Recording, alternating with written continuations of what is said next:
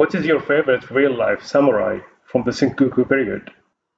I'm interested in Japan's history, but it's quite complex and very branched out.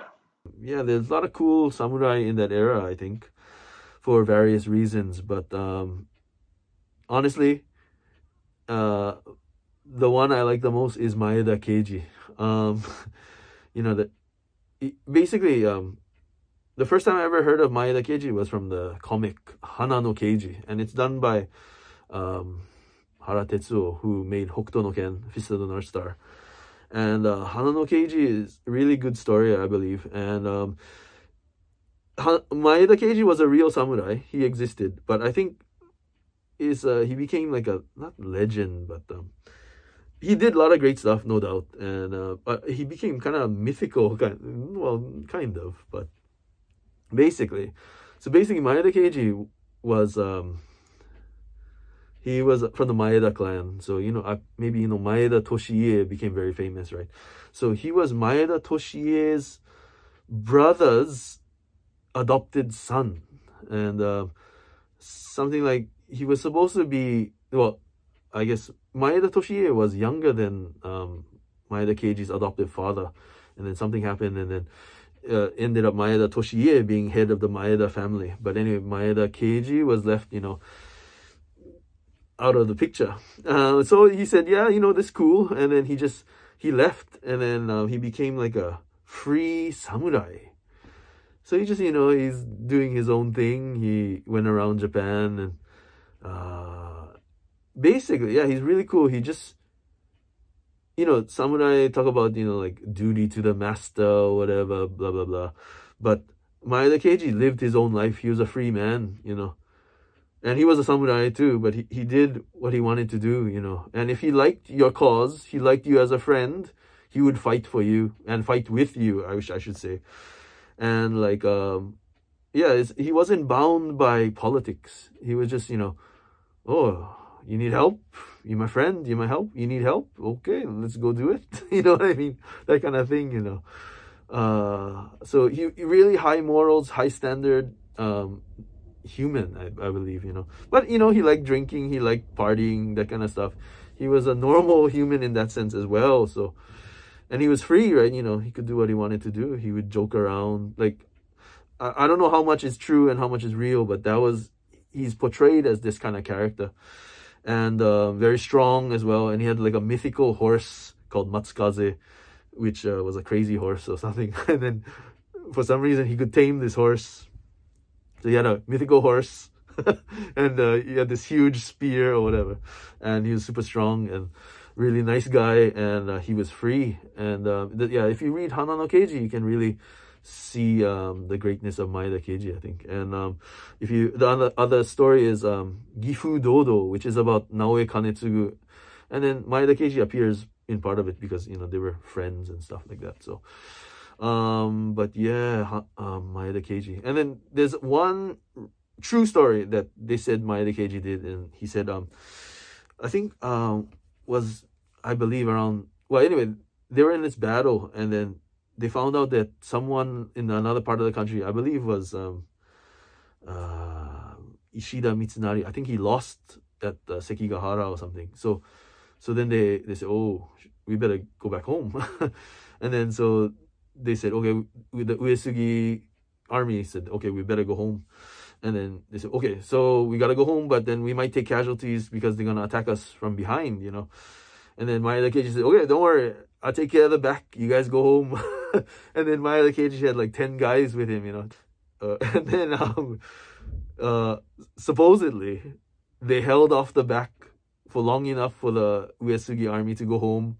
And none of the 10 guys died. So that was kind of amazing, like 10 dudes held off this whole army and gave their army time to go home, And yeah, I guess that's a true story. I mean, Maeda Keiji actually did that.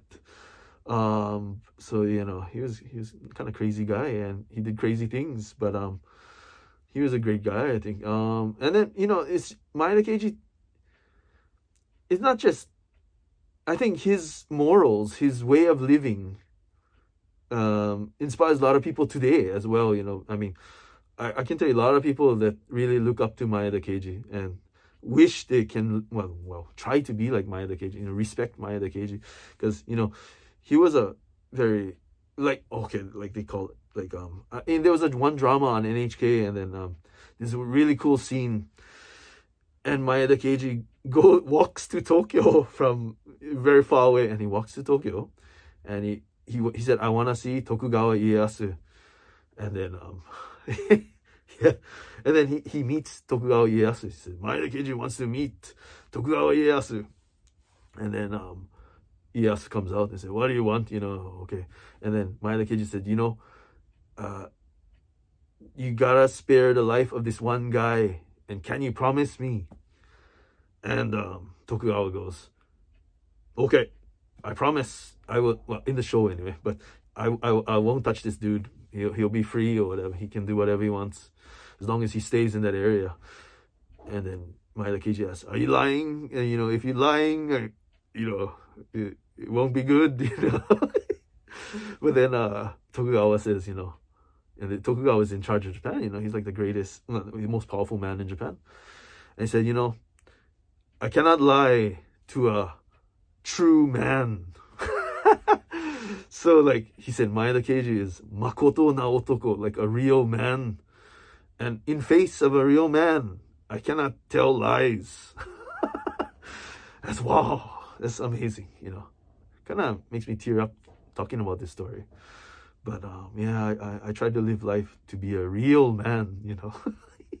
Whatever that means, but my image is Maeda Keiji. But, yeah, it's cool stuff. And then, like, one more story, just, I don't know how true it's possibly true about Maeda Keiji is, so, like, he was kind of had an image of a troublemaker and kind of useless guy. But people made rumors that he was kind of, you know, he just fools around and stuff. And then, supposedly, Toyotomi Hideyoshi said he wanted to meet Maeda Keiji. So he said, call Maeda Keiji, I want to meet this guy. And then, so anyway, Maeda Keiji showed up, and then he greeted, you know, Toyotomi.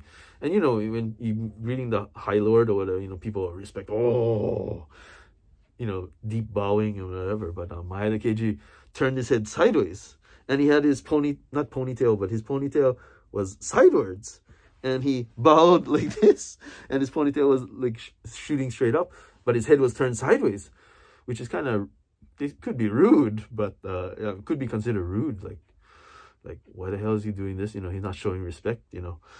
And, but yeah, he did that, supposedly, in front of Toyotomi Hideyoshi. And he said, okay.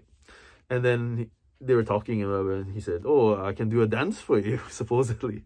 And he did this monkey dance or whatever, because Toyotomi Hideyoshi was known as Saru, which is a monkey, right? So, he did this monkey dance in front of Toyotomi Hideyoshi, which is absurd, right? You know, crazy. It's like suicide, you know, what are you doing, you know?